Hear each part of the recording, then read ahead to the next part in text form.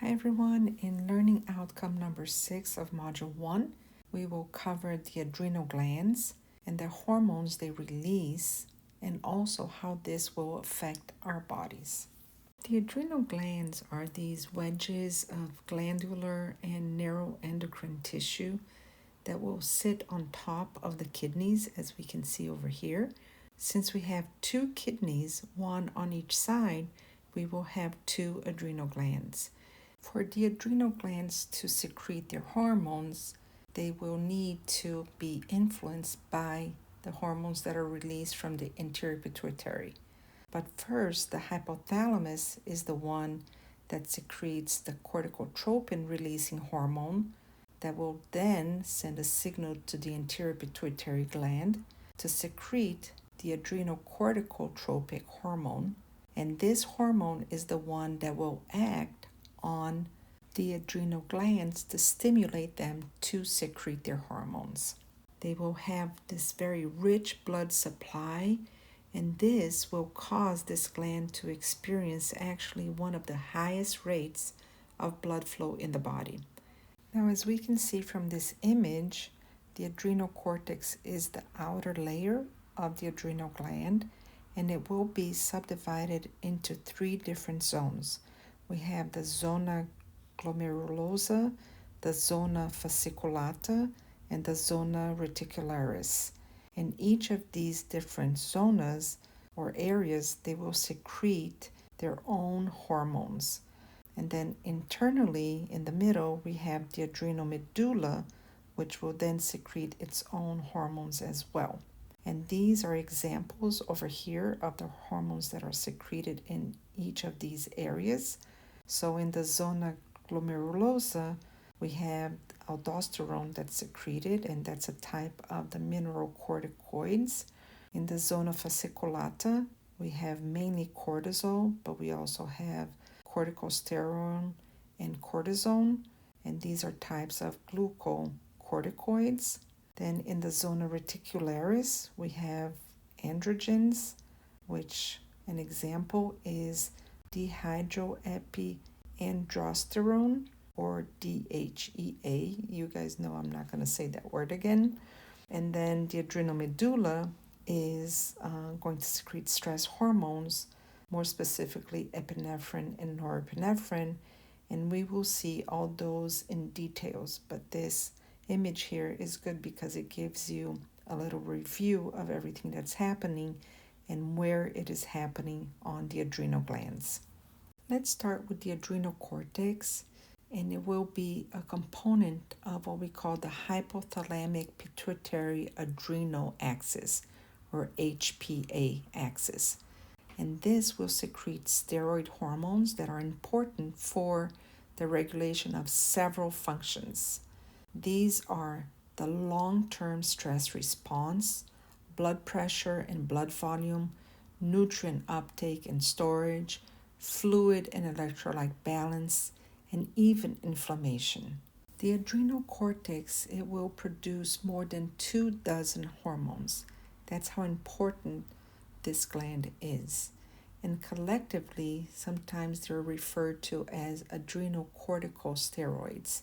And these hormones are vital. If, for example, the adrenal gland needs to be removed or maybe it's destroyed, then these corticosteroids, they must be administered or the person will not survive. Corticosteroids, they will exert their effects on metabolic operations by determining which genes are going to be transcribed in the target cells and what the rate of this transcription is. So this is how important this gland is. Now let's go over what each zona of the adrenal cortex will do. First, we have the zona glomerulosa, which will produce what we call the mineralocorticoids. The main one that they produce is what we call aldosterone.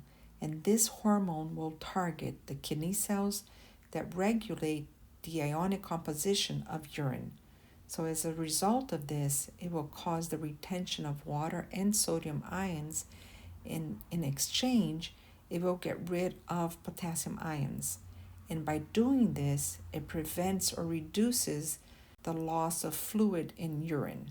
And it also reduces the water and sodium ion losses from, for example, sweat glands and salivary glands. And in addition, it will prevent the loss of these ions and waters in the digestive tract as well. And when is it that aldosterone is secreted? Well, we can list at least 3 different reasons here. The first one is when the zona granulosa is stimulated by a fall in blood sodium ion levels.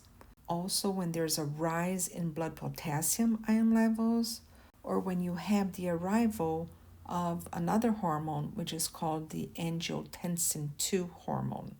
And angiotensin II, which is also released by the adrenal cortex, it causes vasoconstriction, which will then increase the blood pressure. Therefore, all these hormones have basically the same function, which is to decrease water loss and increase blood pressure. And what is another hormone that you think might have their release triggered in the presence of angiotensin II? I will give you a hint because it is another hormone that is released by the posterior pituitary gland and that will exert the same function as these two that are released by the adrenal cortex. And in other words, aldosterone and angiotensin II. Well, if you thought of the antidiuretic hormone, you're correct. So all of these hormones will have the same function, which is keep water in the body, retain sodium because water always follows sodium, and also increase blood pressure. If you have more fluid circulating, you will increase the blood pressure. Next, we have the zona fasciculata, and this zone is going to be the thickest of them all with regards to the zones that are located in the adrenal cortex, and it will release glucocorticoids in response to the adrenocorticotropic hormone from the anterior pituitary gland. Now, cortisol and corticosterone are the most important glucocorticoids secreted by the adrenal cortex. In addition, the liver will also convert some of the circulating cortisol into cortisone, which is another active glucocorticoid. So together, these hormones, they speed up the rate of glucose synthesis and glycogen formation, especially within the liver. And in addition, they will regulate your body's stress response. They help to control the body's metabolism, and it also suppresses inflammation and regulates blood pressure, and even helps you to control your sleep-wake cycle. Let's take a closer look at the effects of cortisol in your body. With regards to regulating metabolism, cortisol will help to control how your body uses fat, proteins, and carbohydrates for energy. With regards to suppressing inflammation, in short spurts, cortisol can boost your immunity by limiting inflammation. However, if you have consistently high levels of cortisol, your body can get used to having too much cortisol in your blood, which can lead to inflammation and a weakened immune system. With regards to the function of cortisol in regulating blood pressure, there's still a lot that needs to be cleared up. However, it has been shown that elevated levels of cortisol can cause high blood pressure, and lower than normal levels of cortisol can cause low blood pressure. Therefore, there's a direct link to the amount of cortisol with regards to regulating blood pressure. With regards to increasing and regulating blood sugar, under normal conditions, cortisol will actually counterbalance the effect of insulin, which is a hormone that's produced by the pancreas, and we'll see this in the next learning outcome. So cortisol will counterbalance the effect of insulin to regulate your blood sugar. Therefore, cortisol raises blood sugar by releasing stored glucose, while insulin lowers blood sugar. And when you have chronically high cortisol levels, This can lead to what we call hyperglycemia, which is persistent high blood sugar levels. And this can cause type 2 diabetes. Next, we have the influence of cortisol in helping to control your sleep and wake cycles. And again, under normal conditions, you have lower cortisol levels in the evening when you go to sleep and peak levels in the morning right before you wake up. And this suggests that cortisol plays a significant role in the initiation of wakefulness, and therefore it will play an important part in the body's circadian rhythm. Lastly, we have the zona reticularis, which is the smallest of all the zones, and normally it secretes small amounts of sex hormones, which in this case are the androgens. Remember that the most common androgen is testosterone. However, in the adrenal gland, the androgen that is most commonly released is the hormone that's called dihydroepiandrosterone, or DHEA. And this hormone will stimulate the development of pubic hair in boys and in girls right before puberty. But while this hormone is not very important for adult men, because they will have the testes that will produce large amounts of androgen, in women, in adult women, androgen will promote muscle mass, stimulate blood cell formation, and also support libido. Now remember that we had another hormone that influenced libido, and this is the thyroid hormones, T3 and T4, where low levels of these hormones will decrease libido. So in addition, the overproduction of adrenal androgens in females can lead to, for example, a husky voice, even menstrual irregularities, and in male, it can cause patterns of baldness. So this is why it's important to maintain a normal balance, maintain homeostasis within the body in regards to the levels of hormones. Now that we have already talked about the adrenal cortex, we're going to be covering the adrenal medulla, which is the neuroendocrine tissue that's composed of these postganglionic sympathetic nervous system neurons right over here. These modified neurons, there are what we call the chromaffin cells, as we see here on this image. And it is really an extension of the autonomic nervous system, which will regulate homeostasis in the body.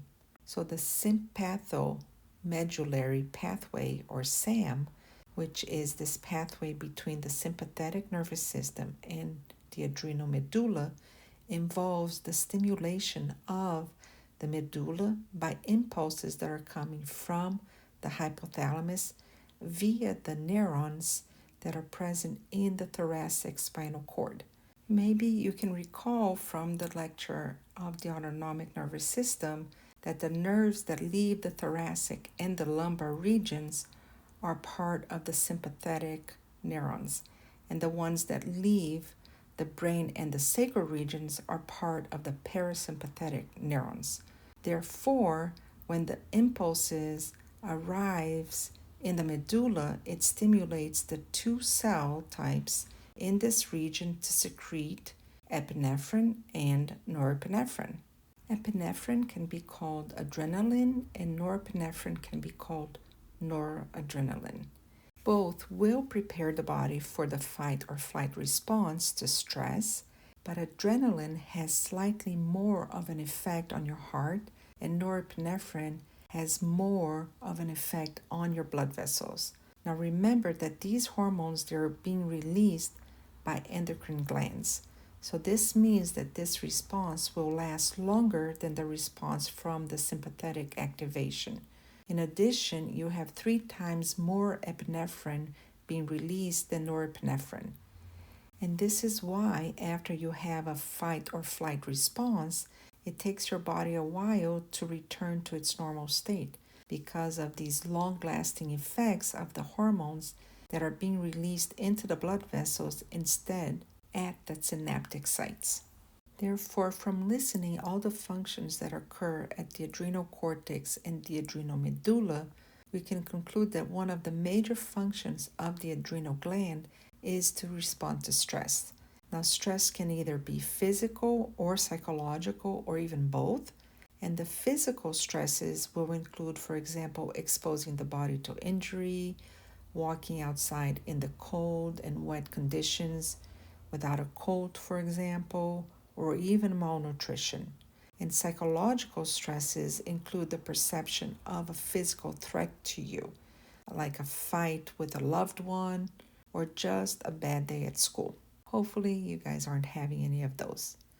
Now, the body responds in different ways to short term stress and long term stress following a pattern that is known as the General Adaptation Syndrome or GAS. Stage 1 of GAS is what we call the alarm reaction. In this short term stress, the fight or flight response will be mediated by the hormones epinephrine and norepinephrine from the adrenal medulla via the SAM pathway. What is the SAM pathway?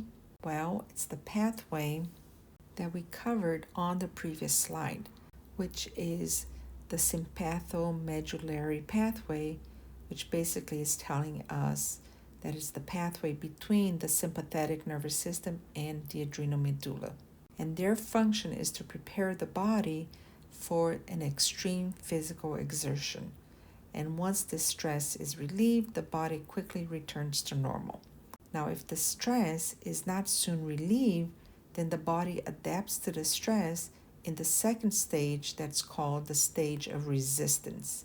So if a person is, for example, starving, the body may send signals to the gastrointestinal tract to maximize the absorption of nutrients from the food, and that will control a little bit the starvation effects and have some nutrients circulating in the body. Now, if the stress continues for a longer term, however, the body will respond with symptoms that are quite different than the fight or flight response. So during the stage of what we call stage of exhaustion, individuals, they may begin to suffer depression, the suppression of their immune response, severe fatigue, or even a fatal heart attack. And these symptoms are going to be mediated by the hormones of the adrenal cortex, especially cortisol, that will be released as a result of the signals from the HPA axis, which is the hypothalamus pituitary adrenal axis. Therefore, optimal cortisol levels are necessary for life and for maintaining several bodily functions. So if you have consistently high or low cortisol levels, it can have very negative impacts on your overall health. Listed here, I also have a few of the physiological changes that are going to support the fight or flight responses. So this is like, I gotta run and I gotta fight to stay alive. For this, you need energy. So the liver will convert glycogen to glucose. The blood vessels will constrict. You need to increase blood pressure. Sweat glands will increase their secretion as sweating is under control of the sympathetic nervous system. Your lungs will have to work harder because you're using up more oxygen. Your heart also will accelerate for the same reason. Digestion, well, digestion will slow down. Do you need to continue the digestion right now? No, digestion can wait. And tunnel vision with regards to the eye, you need to focus where you're going to. So you need to be alert. And I think that with all of these different changes that occur in our body, it's important for us to realize how interconnected all of our body functions are. If one thing, one hormone level goes off track, it affects several body functions. I know that it's hard, but sometimes we need to try to control our stress level. One recipe does not work for all. You need to find something that will calm you down and take your mind away from what's creating the stress. And I know that it's easier said than done, But search online or look for help if you feel that you're unable to resolve your stress to a point where you're already at the last stage, and this might cause depression. So it's important to get these symptoms treated as soon as possible to avoid getting to this point.